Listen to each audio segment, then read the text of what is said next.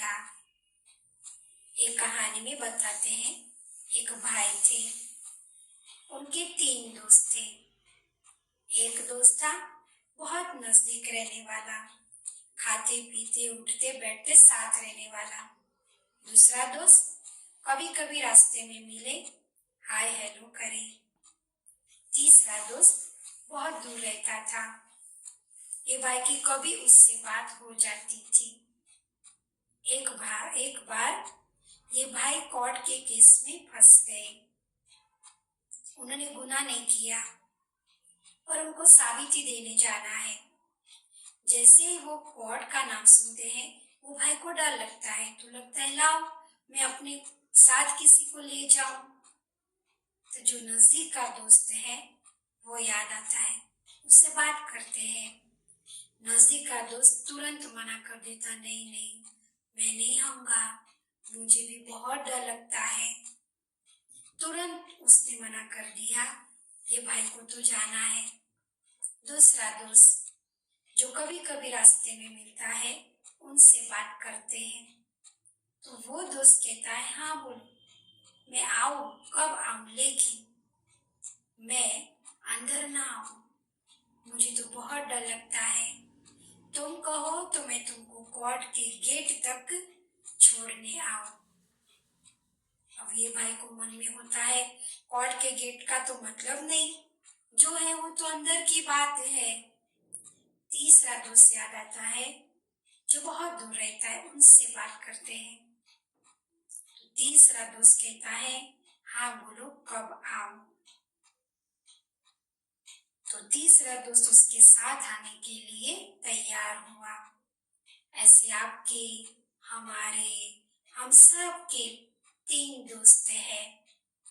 एक दोस्त है जो एकदम नजदीक रहने वाला, खाते पीते उठते बैठते। कौन है वो?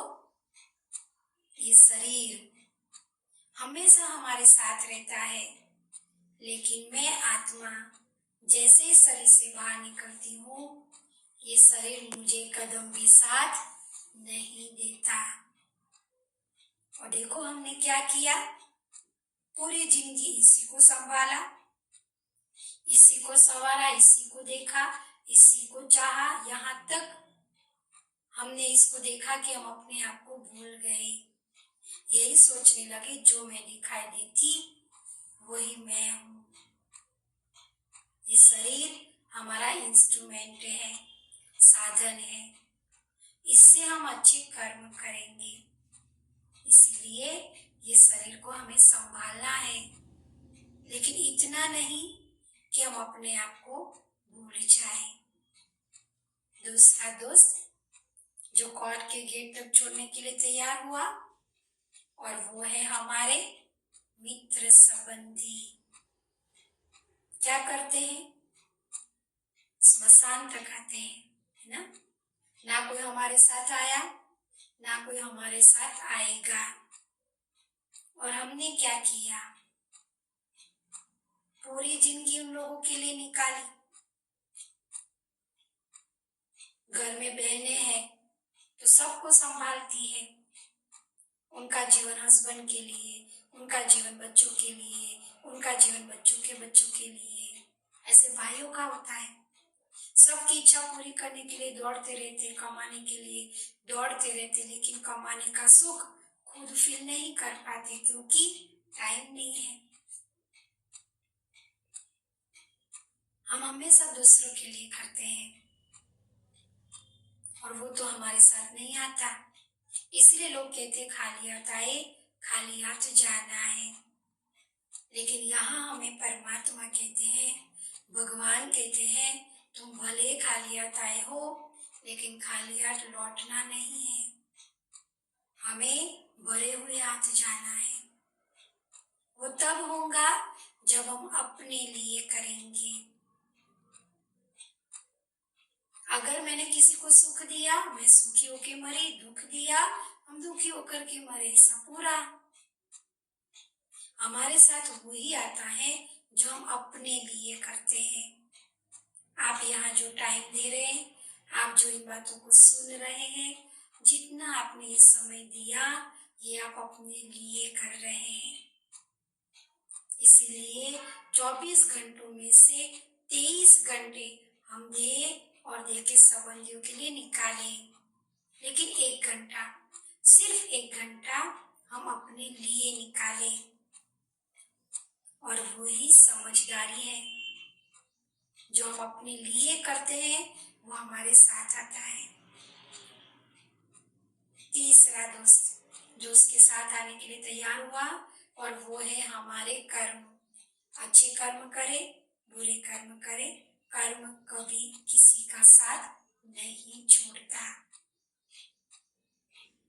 जैसे कोई एक्सीडेंट में कोई तड़प तड़प के शरीर छोड़ता है, उसको अपने बुरे कर्म का फल मिल गया। वही एक्सीडेंट में किसी को आंच भी नहीं आती, उसको अपने अच्छे कर्म का फल मिल गया। तो कर्म कभी किसी का साथ नहीं छोड़ता। तो हमने जो कर्म कर लिए वो ठीक है, लेकिन आज के बाद जो कर लिए उसमें हम कुछ नहीं कर सकते ना। लेकिन आज के बाद अब हम ऐसे कोई कर्म नहीं करने जो कर्म करने के बाद उसके लिए हमें रोना पड़े या दुखी होना पड़े। वो तब होगा जब हमारा मन अच्छा सोचेगा। मन अच्छा तब सोचेगा जब हम मन से दोस्ती करेंगे। तो आज हमने अपने आप को पहचान लिया है, ठीक है। हम होमवर्क में यह ध्यान रखेंगे, हमेशा के लिए होमवर्क करेंगे ना होमवर्क।